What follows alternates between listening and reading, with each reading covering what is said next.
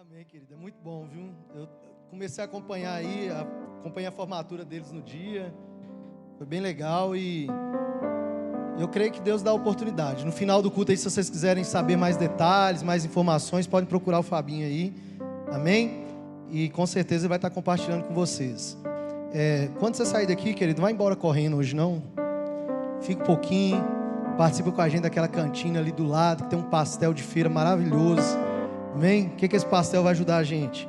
Nós vamos viajar para o Paraguai para fazer missões no início do mês, amém? Aí vai ser a nossa primeira viagem missionária. Quando eu digo nossa, porque não é só minha, da minha esposa, né? É da igreja. E assim nós vamos para muitos outros lugares também, amém? Em nome de Jesus, que é a promessa do Senhor. Então, toda a contribuição ali da cantina hoje vai ser para a gente também adquirir lá alguns materiais que as crianças vão precisar. Lá tem uma escola que cuida de crianças que estão em situação lá de vulnerabilidade na cidade de Pedro Juan Cabaleiro, no maior aterro sanitário da América Latina. Crianças de 4, 5 anos que tem que ir com os pais para aquele lugar porque não tem escola para ficar. E lá está sendo construído um lugar através ali de parcerias com a igreja local, com a Nations Help, o pastor Léo, a pastora Mônica, e está indo um grupo de mais de 30 pessoas. No dia 29, que é o último domingo do mês, nós vamos ter um culto de envio aqui, amém? Está indo eu e minha esposa, vamos ficar lá aproximadamente 10 a 11 dias, e o Adriana Caliana também vai conosco. Então, queria que você orasse por nós vamos estar apresentando isso sempre agora nos cultos, amém? Junto aí diante de Deus. Vamos compartilhar a palavra? Glória a Deus. Abra comigo a sua Bíblia. Tito, capítulo 3.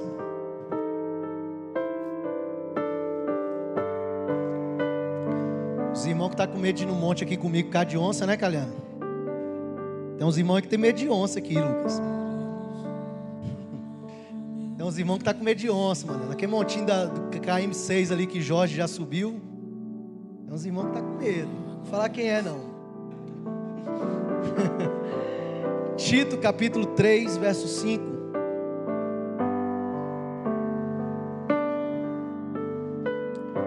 Diz assim. Todo mundo encontrou aí? Amém? Não por causa de atos de justiça por nós praticados, mas devido à sua misericórdia, Ele nos salvou pelo lavar regenerador e renovador do Espírito Santo. Você pode repetir comigo assim: eu fui salvo, eu estou salvo pelo lavar regenerador e renovador do Espírito Santo na minha vida. Vamos fazer uma oração? Pai, eu quero te agradecer porque somente o Senhor pode fazer isso por nós, Pai. Somente o Senhor pode nos regenerar, nos renovar. Somente o Senhor pode realizar em nós essa obra tão maravilhosa e preciosa, Pai, que é te servir, que é entregar o melhor dos nossos dias ao Senhor por meio da direção do Teu Espírito. E nós queremos te pedir, Pai, que o Senhor continue ministrando aos nossos corações por meio da Tua palavra, Senhor, porque sem o Senhor nós não podemos nada, nós não temos condições de coisa alguma, mas só o Senhor, Pai, é quem faz todas essas coisas em nossas vidas, e nós te bendizemos por isso. Amém e amém. Glória a Deus. Eu quero pelo menos nesse domingo, no próximo, falar um pouquinho sobre algo que o Senhor me perguntou. Como vocês estão vendo, né, os irmãos que estão conosco aqui pela primeira vez, a gente tem se movimentado nesses últimos anos com palavras que Deus tem gerado em nosso coração em direções claras. E esse ano o Senhor colocou no nosso coração sobre a importância de sermos guiados pelo Espírito. E entender sobre isso é entender sobre a liberdade que o próprio Deus nos dá, de quando Ele nos tira desse império das trevas, deste lugar distante de Deus, do Senhor e da Sua palavra, quando nós somos desconfigurados, né, no nosso caráter e na nossa identidade daquilo que Deus tem para nós, e quando nós somos tirados deste lugar e retornamos ao lugar de origem, nós assumimos um novo papel diante do Senhor. Que papel é esse, pastor? O papel de sermos guiados por Deus, de sermos guiados pelo Espírito Santo de Deus. Quando Nicodemos foi procurar Jesus e era noite escura, Nicodemos não queria que as pessoas soubessem que ele estava conversando com Jesus. E naquela conversa que Nicodemos teve com Jesus, ele falou algumas coisas e Jesus falou: Nicodemos, olha, você precisa entender uma coisa, é necessário você nascer de novo. E então Nicodemos fala: como posso eu, sendo homem já velho, nascer de novo? Está em João capítulo 3. Por acaso eu vou voltar no ventre da minha mãe que deu a luz e vou nascer de novo? E aí Jesus dá uma palavra para Nicodemos dizendo: não, Nicodemos, não é sobre isso. Porque aquele que nasce da carne, aquele que nasce sendo gerado da carne é carne, mas aquele que nasce do Espírito é Espírito. E todo aquele que nasce do Espírito, ele é como o vento, não sabe de onde vem, não sabe para onde vai. Assim é todo aquele que é guiado por Deus. Quando o Espírito de Deus entra em nós, querido, a gente precisa entender que mais do que fazer uma obra regeneradora e renovadora, o Senhor quer nos trazer uma direção clara para as nossas vidas. Ele quer mudar a nossa forma de pensar e a nossa forma de relacionar com o Senhor. E então eu estava pensando, nós vamos falar muito sobre isso nesse tempo, sobre como ser guiado pelo Espírito, a importância do Espírito Santo. Mas a primeira questão é: como eu posso fazer para ser guiado pelo Espírito? Como eu posso fazer para que eu tenha esse relacionamento com o Senhor ao ponto de manifestar essa identidade de filho? Dentro dessa palavra anual que o Senhor nos dá, o texto que o Senhor falou muito aos nossos corações está em Romanos 8,14. Porque todos os que são guiados pelo Espírito de Deus são filhos de Deus.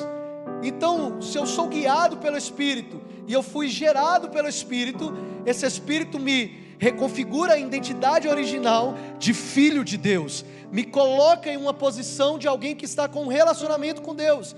E talvez a maior dificuldade do nosso tempo hoje é exatamente lidar com a superficialidade das nossas relações, é lidar com essas respostas rápidas, instantâneas que todos nós desejamos. Nós vivemos uma geração onde as informações são muito rápidas.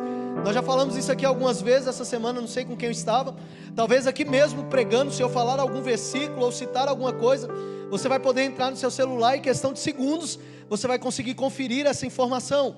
Talvez você não vai deter todo o conhecimento por trás dessa informação, porque informação e conhecimento são coisas diferentes, mas você vai conseguir acessar essa informação e saber se de fato essa informação é uma informação válida. E a nossa geração tem essa característica, né? A geração dos nossos filhos, né? Na verdade a nossa não, que eu já estou ficando um pouquinho mais, apesar que eu sou novo, né? Os irmãos ficam assim: como é que é, né? Eu sou um pouco novo, mas os nossos filhos é uma geração que é chamada de geração fast food, né?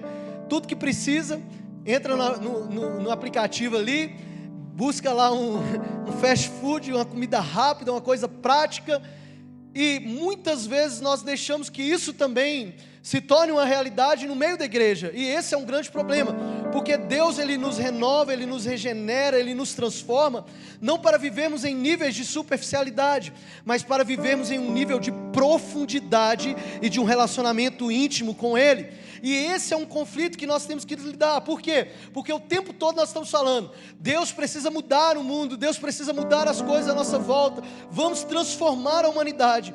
E tem um autor chamado Leon Tolstói, que ele diz o seguinte: todo mundo pensa em mudar a humanidade, mas quase ninguém pensa em mudar a si mesmo. E essa é uma grande realidade que nós nos damos. Por quê? Porque nós queremos mudar tudo à nossa volta, mudar todo mundo, mas dificilmente a gente pensa em mudar a nós mesmos. E mudar a nós mesmos é sair desse lugar de superficialidade e entrar em um lugar mais profundo com Deus, onde a gente permita que Ele venha com o seu lavar regenerador e renove as nossas vidas. E isso só acontece, querido, por meio do Espírito Santo de Deus. Isso não é obra nossa, isso não é fruto do nosso esforço, isso não depende da nossa capacidade. Isso é algo que acontece, como a gente canta, né? De dentro para fora. Agora é claro que o fato de isso não ser algo que nós fazemos com o nosso esforço não quer dizer que a gente não tem que se esforçar para algo. Existe também um pensamento de um outro estudioso, o Wayne Arnold, que ele fala: queremos deixar muito claro que não é possível libertar e purificar o nosso coração exercendo a nossa vontade. E como ser guiado pelo Espírito? A primeira realidade que nós precisamos entender é que não tem como nós nos purificarmos. Nós temos o nosso coração transformado, libertado, querendo que isso aconteça, mantendo-nos em um lugar onde nós exercemos a nossa liberdade e as nossas vontades. Porque, querido, se eu e você entendemos o que a palavra de Deus tem para nós e o que é ser guiado pelo Espírito, nós vamos entender que a primeira característica de todo homem, de toda mulher que é guiado pelo Espírito, é se submeter totalmente à vontade de Deus, à vontade do Pai, e subjugar toda a sua vontade em prol de fazer aquilo que agrada ao Senhor, e não a Ele mesmo. E como que isso acontece? Acontece a partir do momento que o Espírito de Deus vem para dentro de nós. Se você entrar lá no YouTube, esses meses atrás nós tivemos uma ministração poderosa aqui com o David, quando ele trouxe o poder do Espírito Santo. Eu fui essa semana acessar de novo aquela palavra, ser ministrado no nosso aplicativo, tem lá também, você vai poder ver, e ali, como Deus falou comigo de novo. Por quê? Porque nós precisamos entender que o Espírito nós recebemos, que todos aqueles que são filhos de Deus, receberam o Espírito de Deus, mas atuar sobre o poder do Espírito de Deus, é o que vai fazer a diferença nas nossas vidas. Então quando a igreja caminha em algo, pensando como ser guiado pelo Espírito, nós queremos dizer como ser conduzidos pelo poder do Espírito Santo, ao ponto que as nossas vidas gerem em outras vidas o anseio, o desejo, o despertar pela vontade de sair desse lugar de superficialidade e entrar em lugares mais profundos. Para que isso aconteça, eu preciso entender a primeira coisa: o poder que o Espírito Santo de Deus tem. E o primeiro poder que o Espírito Santo de Deus tem, e a importância do Espírito Santo de Deus na minha vida, está lá em João 16, 7 e 8. Está escrito que o Espírito do Senhor, Jesus afirma ali: mas eu afirmo que é para o bem de vocês que eu vou, porque se eu não for, o conselheiro não virá para vocês. A primeira coisa, querido, que eu e você precisamos entender é que o Espírito atua em nós como um conselheiro, como aquele que traz para nós as realidades do céu. E se eu for, diz Jesus, eu enviarei. Por quê? Verso 8: porque o Espírito, quando Ele vier, Ele vai convencer o homem, ou vai convencer o mundo, do pecado, da justiça e do juízo. Então, querido, se há algo que o Espírito Santo de Deus faz na vida do homem e na vida da mulher que quer ser guiada por Ele, é trazer um conselho, é trazer um convencimento acerca da sua palavra, sobre a realidade de nos arrependermos diariamente e sermos transformados pelo poder do Espírito de Deus que opera na minha vida e na tua vida. E isso não é coisa que a gente consegue fazer com a nossa força. Isso a gente só consegue fazer quando nós entramos num lugar de Deus, em Deus, e falamos assim: Deus, pode fazer em mim aquilo que precisa ser feito.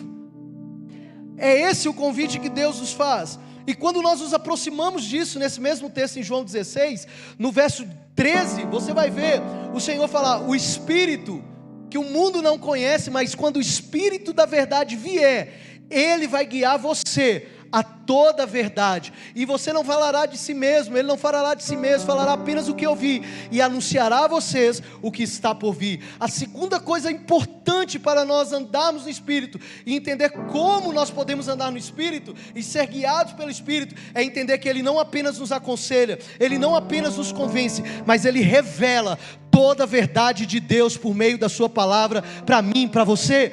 E é essa revelação da verdade que nós precisamos. Num tempo tão difícil, num tempo, eu falei aqui na semana passada, onde cada um levanta uma verdade, onde a verdade se tornou algo relativo, onde todo mundo pode chegar e falar: não, mas a minha verdade é assim. A primeira ideia que o mundo tem hoje é desconstruir a certeza de que a verdade da palavra de Deus é absoluta. E dentro desse discurso de que não há uma verdade absoluta, nós corremos o risco de aceitar o que nos põe como verdade, quando na realidade o que eu e você precisamos fazer é voltar os nossos olhos para a palavra e entender que o Espírito que está dentro de nós, Ele nos revela toda a verdade da palavra de Deus para as nossas vidas. Foi assim, querido, com os homens de Deus. A terceira coisa que o Espírito de Deus faz, Ele promove no meio da igreja a unidade. Porque quem anda sendo guiado pelo Espírito, quem anda se movendo pelo Espírito, é alguém que está seguindo os conselhos do Espírito, sendo convencido pelo Espírito, tendo uma revelação do Espírito, mas também entendendo acima de tudo que precisa andar em unidade. Em Efésios capítulo 4, abre para mim por gentileza, vocês vão ver lá, verso 1 diz: como prisioneiro no Senhor, eu rogo-lhes que vivam de maneira digna da vocação que vocês receberam. Sejam completamente humildes e dóceis. Irmão, é impossível alguém que é cheio do Espírito Santo andar em soberba, em arrogância, em vaidades, com coisas dessa terra. Alguém que é cheio do Espírito Santo e que é guiado e conduzido pelo Espírito Santo precisa manifestar essas características de ser dócil, de ser humilde, de ser paciente, de suportar uns aos outros em amor. Verso 3.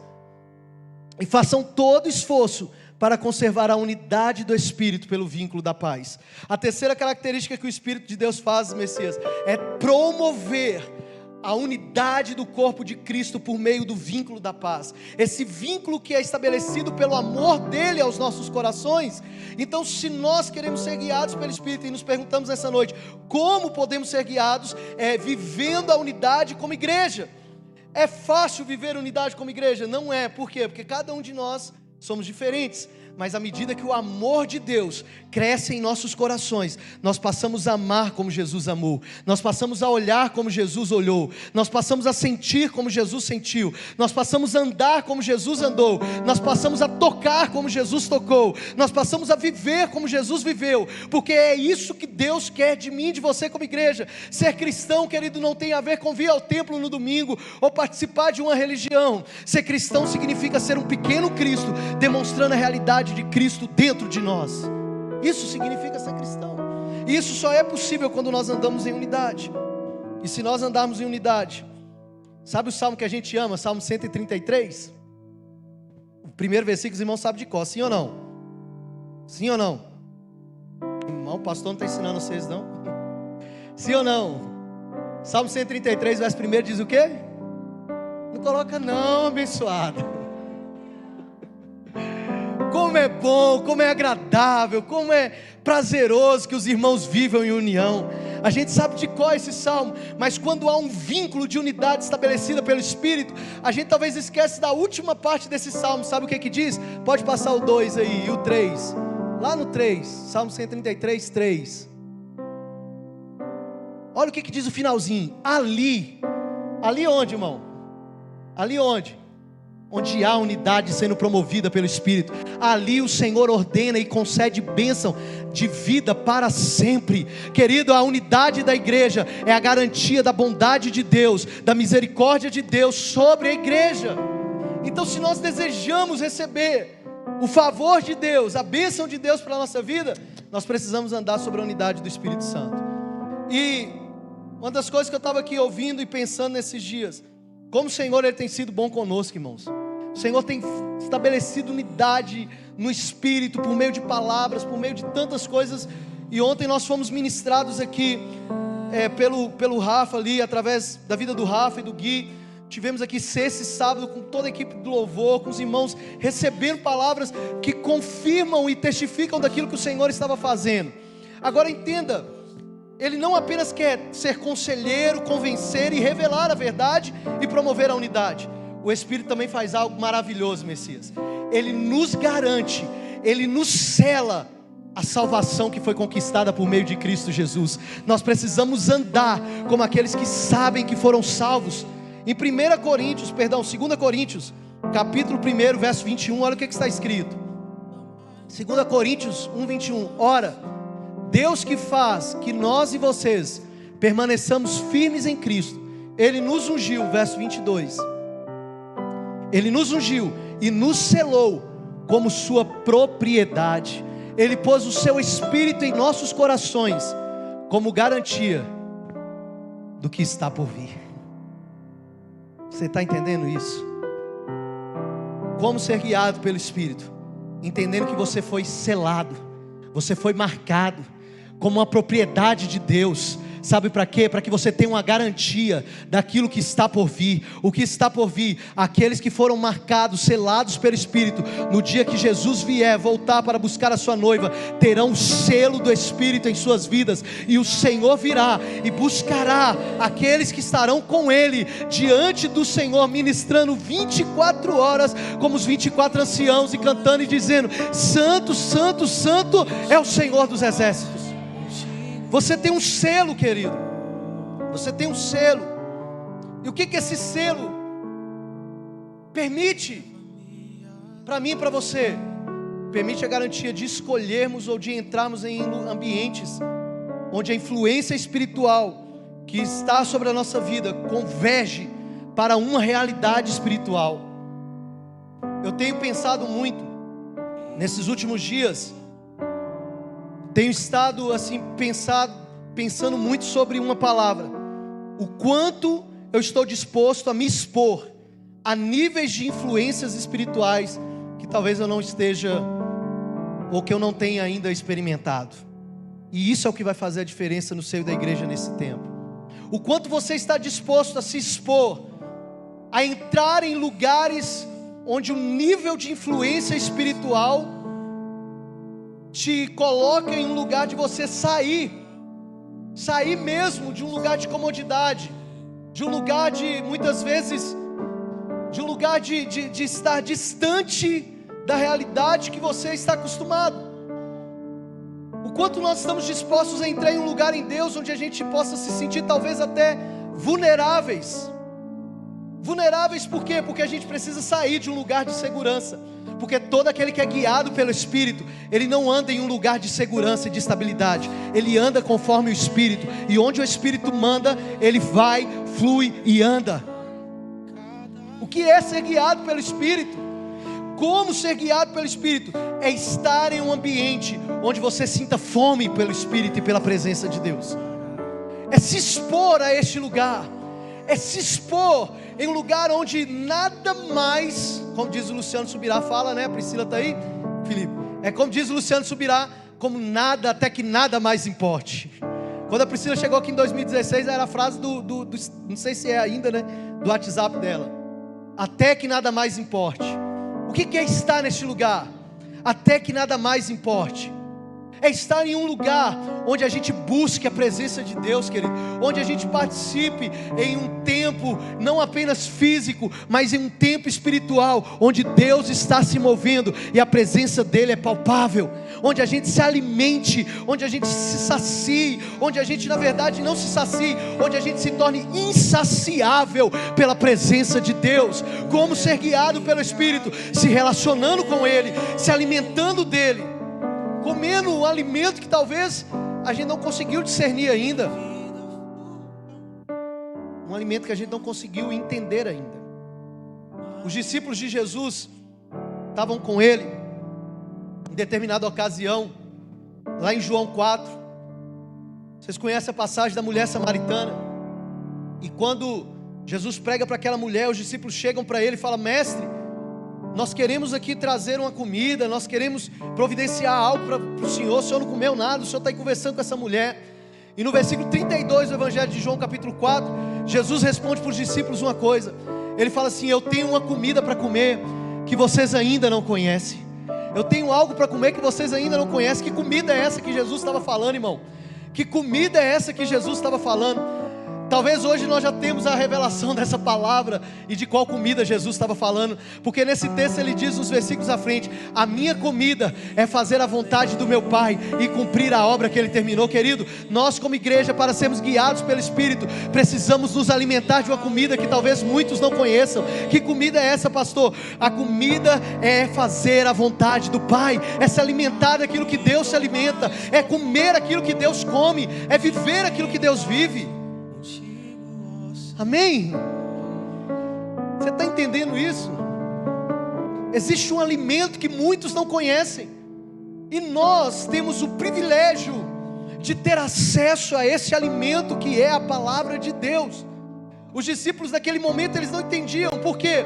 Porque eles estavam procurando suprir uma necessidade física. Irmão, entenda uma coisa: enquanto eu e você como igreja ficarmos num nível de intimidade ou de relacionamento apenas natural, apenas terreno, em suprir necessidades terrenas, nós não teremos condições de alimentar daquilo que Deus tem para nós.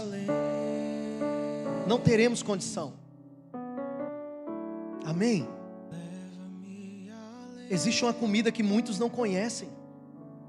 Eu estava aqui pensando sobre isso hoje. Eu falei: meu Deus, como tem coisas que eu ainda não conheço. Você tem essa sensação ou você acha que você já sabe tudo?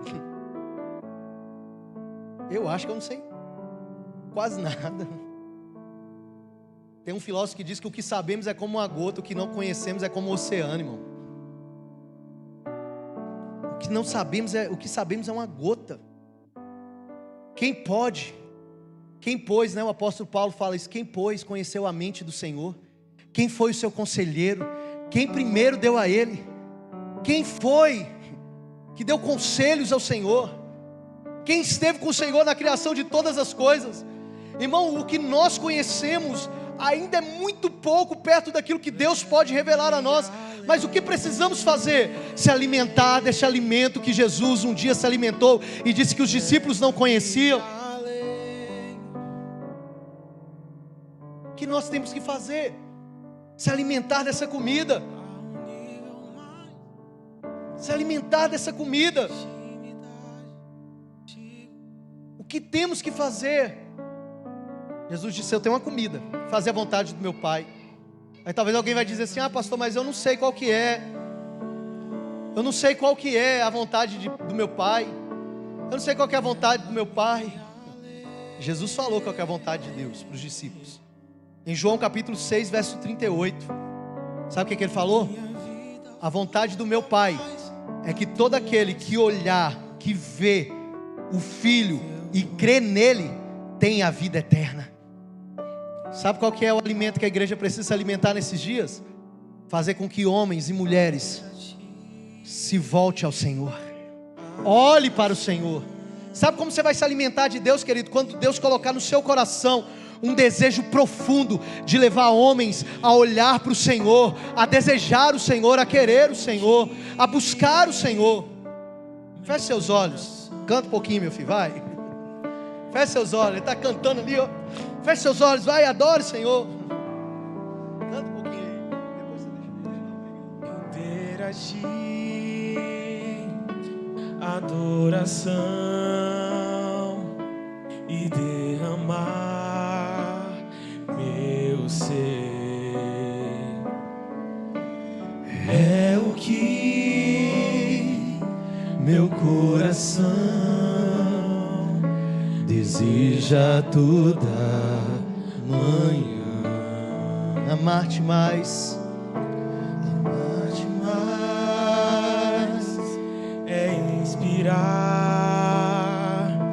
a te dizer Como está o Senhor? que eu estou apaixonado. Olha o que você está cantando. Cada vez mais Paixão pelo Senhor. por ti.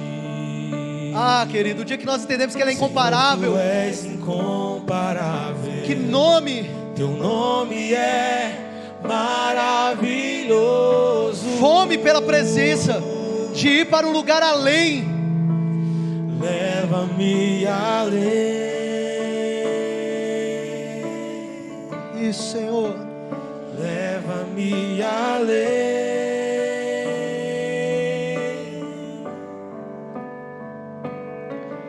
A um nível mais profundo de intimidade contigo, ó Senhor.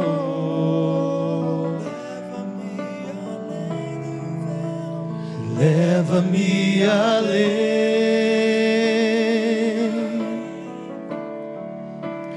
Leva-me além.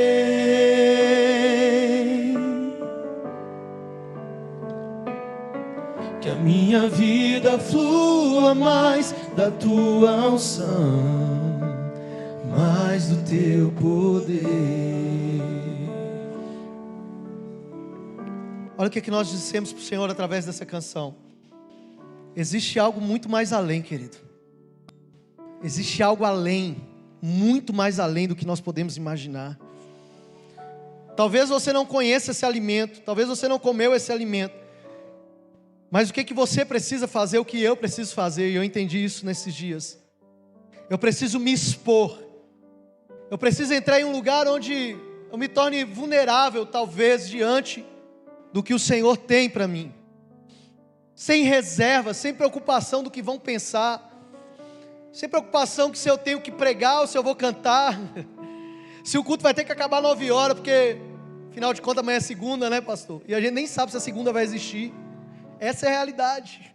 Para muitos de nós aqui, para muitas pessoas, talvez em todo o mundo, é uma certeza que temos. Não sabemos nem se a segunda vai existir, mas a gente entra, parece, em um lugar programado, porque não conhecemos ainda a comida que o Senhor tem para a gente comer. Os discípulos não conheceram, mas um dia Jesus falou com eles: vocês vão conhecer essa comida. Jesus falou para os discípulos lá em João 4: abram os seus olhos, olhem para os campos. Vocês estão dizendo que é daqui 4 meses que a colheita vai estar pronta? Eu digo a você, os campos já estão prontos para a colheita. Ah, querido, quer fazer a vontade de Deus?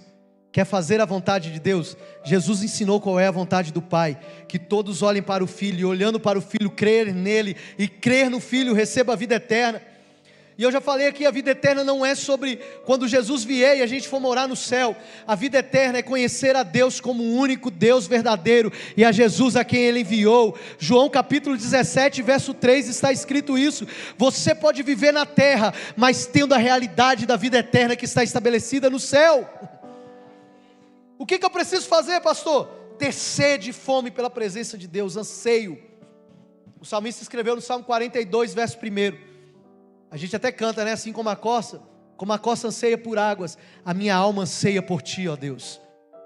Uma alma que anseia, que tem fome pela presença de Deus, que vive em lugares onde a influência pela presença de Deus nos leva em uma posição de buscá-lo mais do que tudo. Por quê? Porque eu tenho certeza de uma coisa: aqueles que têm fome e se aproximam de Deus serão saciados por Deus. Você não entendeu? Se você viver com fome de Deus, você vai ser saciado por Deus. João capítulo 6, verso 35. João 6, 35. Jesus declarou: eu sou o pão da vida. Aquele que vem a mim nunca terá fome, e aquele que crê em mim nunca terá sede. Você está indo até Jesus? Você está indo até Jesus? Se você estiver indo até Jesus, você vai ser saciado. Essa é a promessa de Deus para mim, essa é a promessa de Deus para você. Aqueles que vão até Ele nunca terão fome, nunca terão sede, porque serão saciados pelo Senhor. Eu vou continuar na semana que vem essa palavra, mas eu quero te convidar aqui agora para nós orarmos, a tomar uma decisão. Qual decisão, pastor? Eu preciso ser guiado pelo Espírito. E eu só posso ser guiado pelo Espírito compreendendo que para ser guiado pelo Espírito eu preciso conhecê-lo. Eu preciso conhecê-lo. Eu preciso permitir que Ele tome a direção da minha vida. Mas isso só vai acontecer se eu me relacionar com Ele em níveis mais profundos. Eu já falei aqui, querido, algumas vezes, como vai ser leve, como vai ser agradável o dia que nós entrarmos em um lugar em Deus, onde a gente passar a entender que a responsabilidade, ou que o compromisso que temos que ter diante de Deus com o culto a Deus, não é do pastor, não é dos ministros que adoram o Senhor aqui no altar, não é da diaconia, não é dos líderes. O culto a Deus é realizado e entregue pela igreja do Senhor, amém? Onde é que está a igreja do Senhor aqui? Não se envergonhe, mas deixa eu te perguntar: quanto tempo você orou hoje pelo culto que você veio prestar ao Senhor? Quanto tempo você dedicou à palavra hoje, por esse tempo que você estaria aqui? Seja sincero. Quem de nós dobrou o joelho hoje e falou assim: eu não sei quem vai pregar, mas Pai, usa aquela pessoa lá pela Tua misericórdia, porque é só pela misericórdia. Quanto tempo você falou assim: Senhor, quem vai ministrar o louvor hoje? Eu não sei, mas eu sei que aqueles meninos estão ali buscando a Tua presença. E Senhor, eu não vou lá para assisti-los, eu vou lá para junto com eles servir e me entregar ao Senhor também. Querido, aqueles que querem se expor em um ambiente de influência espiritual, de se alimentar de Deus, precisa sair desse lugar de só vir para participar ou ver, mas vir para de fato entregar um culto racional ao Senhor. O culto racional ao Senhor começa quando a gente acorda de manhã, talvez mal-humorado, cheio de vontade da carne, cheio de pensamentos, que não agrada ao Senhor, talvez chateado com a esposa, com o esposo, decepcionado com alguma atitude do filho ou da filha, e a gente entra num lugar em Deus que a gente fala assim: Senhor, eu preciso mortificar a minha carne, Não porque hoje é dia de eu ir à igreja, mas porque o Senhor me chamou para viver como igreja, a partir da minha casa, e levantar um altar de adoração do Senhor, a partir do meu lar, não por aquilo que eu faço no templo, mas por aquilo que eu sou diante do Senhor, e por aquilo que eu me exponho diante do Senhor, o tempo todo. Vai mudar, irmão, vai mudar, amém? Vai mudar. Vai mudar quando você não tem que fazer uma escolha entre estar aqui ou não. Vai mudar quando você não tiver que fazer uma escolha entre passar talvez a tarde toda lá assistindo programas e programas e estar num lugar secreto com o Senhor. Eu estava pensando sobre isso hoje e o Senhor falou comigo: não entregue nada em público que você não tenha coragem de entregar primeiro em secreto. A nossa adoração que entregamos em público, ela precisa ser carregada, querido, primeiro, por uma adoração genuína que é gerada no secreto. Eu vou finalizar com mais um versículo aqui bíblico para você entender o que Deus está nos chamando a viver. Quando Paulo escreveu aos Coríntios, na primeira carta, no capítulo 7, verso 35, ele deixou uma mensagem clara ali. Ele diz o seguinte: meus irmãos, eu estou dizendo isso para o próprio bem de vocês. O que Paulo está dizendo? Se você pegar lá 1 Coríntios 7, Paulo está falando assim, ó: seria ótimo se todos vocês vivessem como eu, como Paulo viveu, sem se casar. Seria ótimo se todos vocês vivessem como eu, amém, Isaac? Sem se casar. Não, né?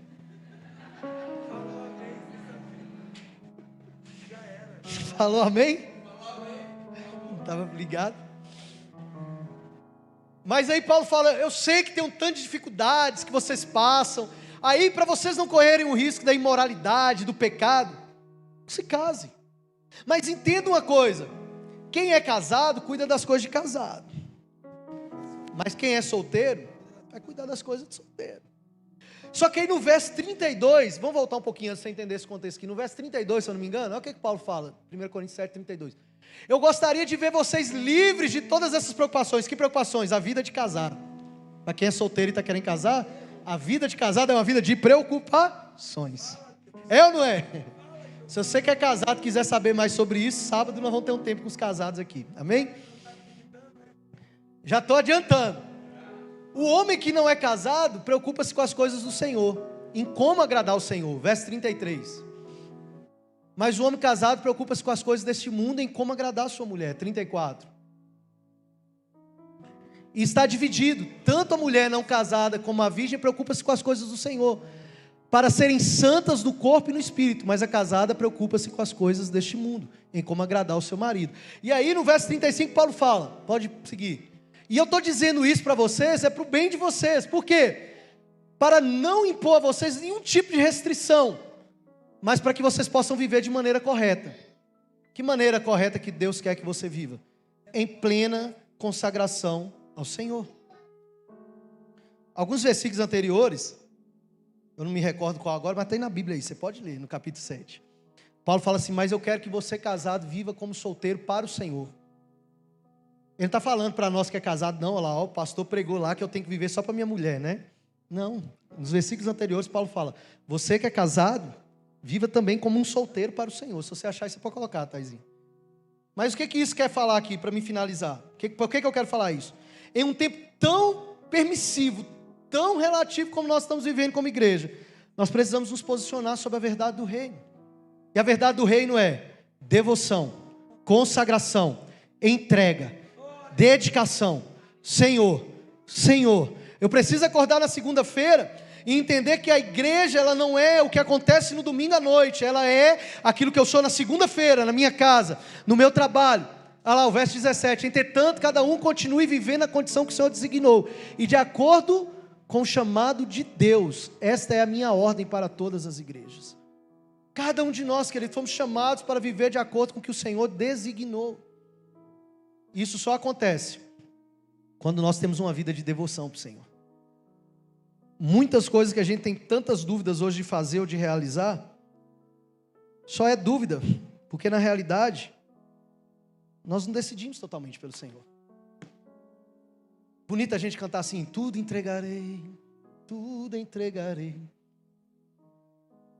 E quando o Senhor nos pede tudo mesmo? E se o Senhor nos pedir tudo? Porque perto do que muitos entregaram, pega a história lá, homens que entregaram as suas vidas, homens que morreram pela causa do Evangelho, para defender essa palavra que nós temos hoje. E o que nós estamos consagrando e entregando ao Senhor? Nós precisamos ser guiados pelo Espírito. E ser guiado pelo Espírito é se colocar num lugar onde nada importa. Onde nada importa. O apóstolo Paulo falou isso. Em Atos ele reúne a igreja e fala assim, ó, deixa eu dizer uma coisa para vocês. Deus está falando comigo, sabe uma coisa que Deus está falando? Deus está falando comigo. Deus está falando comigo, o apóstolo Paulo falou. Que eu vou para um lugar onde eu vou ser espancado. Eu vou ser preso. Eu não sei direito ao certo o que vai acontecer. Mas uma coisa eu tenho certeza. Em nada, em coisa alguma, Atos 24 ou 20, se eu não me engano. Em coisa alguma, eu tenho a minha vida por preciosa. Contanto que eu cumpra a carreira que me foi proposta. O Espírito vai me conduzir. O Espírito precisa nos conduzir em nenhum lugar onde nada nós tenhamos a nossa vida por preciosa. Amém? Quero te convidar a ficar sobre os seus pés, por favor. Vamos orar. Vamos encerrar. Semana que vem a gente continua sobre isso.